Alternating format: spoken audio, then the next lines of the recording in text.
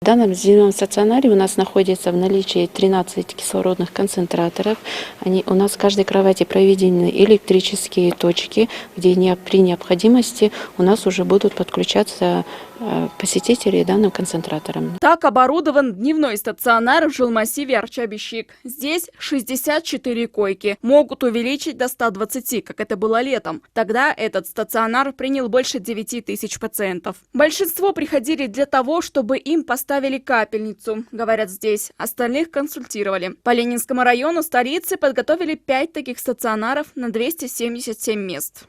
Заранее подготовлены уже медперсоналы.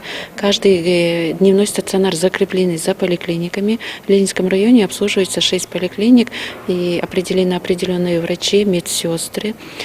Составлены списки с указанием домашних адресов, чтобы при необходимости мы могли уже организовать работу. В этом списке 30 врачей и 44 медсестры, добавляет Айзада Джунусова. А еще есть резерв кадров на тот случай, если кто-то из врачей подхватит коронавирус и уже не сможет лечить больных.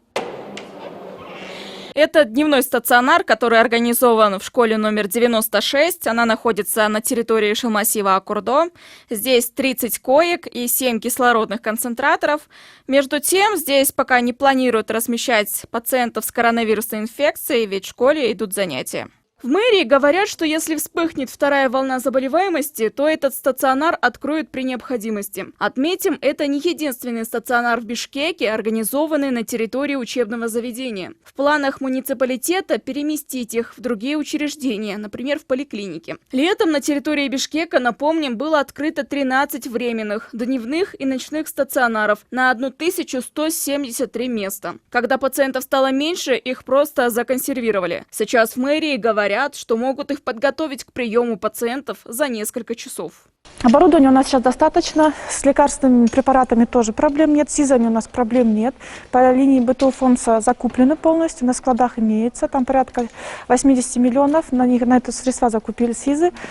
Все, что необходимо по постановлению правительства, также ведется работа, чтобы у нас был нескончаемый запас как СИЗов, так и медикаментов порядка 3 месяцев.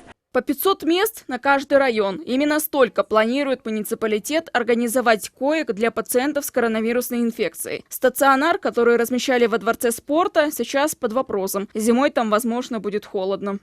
А вот стационар Семиде сейчас закрыт. Это, напомню, бывшая военная база Ганси. Сюда летом привозили пациентов средней тяжести. Напомню, правительство хочет переоборудовать этот стационар под инфекционную больницу.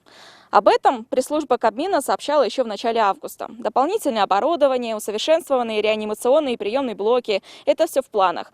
Ну а как продвинулось правительство в реализации этих планов, пока еще неизвестно. От пациентов на этот стационар было много жалоб. Неудобное местонахождение, нехватка аппаратов ИВЛ и кислородных концентраторов, а еще медперсонала и даже мест. Анастасия Соболева, Сардар Аширбаев, НТС.